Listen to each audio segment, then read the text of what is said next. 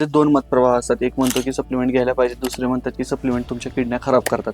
So तुमचं म्हणणं काय आहे सप्लिमेंटवरती? घ्यायला पाहिजे की नाही घ्यायला पाहिजे? जर का त्याला गरज असेल तर घ्या, नाहीतर नका घेऊ. ओके. मग ती गरज कस काय ती समजली पाहिजे. ओळखायची कशी मग हा. की बाबा मला गरज आहे? तुम्ही माझ्याकडे आले, मला सप्लिमेंटची गरज आहे की नाही, मला त्याच्या अगोदर मला तुमची लाईफस्टाईल पाहावी लागेल की तुम्ही आहारामध्ये काय घेता. आता प्रोटीन एक सप्लिमेंट समजा आपण, बरोबर. पण जर का तुमचा अन्नातून जेवढं प्रोटीन आहे तेवढं कम्प्लीट होत नसेल तर मी सप्लिमेंट सजेस्ट केलं. सप्लिमेंट मीन्स काय की बाहेरून सप्लाय करणं गोष्टी, बरोबर बरोबर.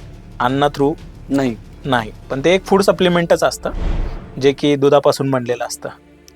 मग त्याला अशा प्रकारे बनवलेलं आहे की तुमच्याकडे जर का बिझी लाईफस्टाईल आहे, आपल्याकडे टाइम नाही.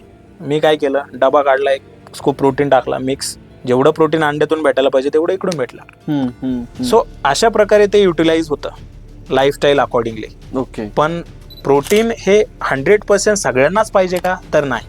ज्याला गरज आहे त्याला. समजा ज्याच्या लाईफस्टाईलमध्ये त्याला जिम मारायची, प्रोटीन त्याला भेटत नाही डाएटमधून, किंवा भरपूर वेळेस काय होतं की व्हेजिटेरियन असतं, त्याच्यामध्ये अंडे वगैरे खात नाही. मग अंडे जर का खाल्ले नाही तर प्रोटीन भेटणार कुठून? मग त्याच्यासाठी ते सप्लिमेंट असतं.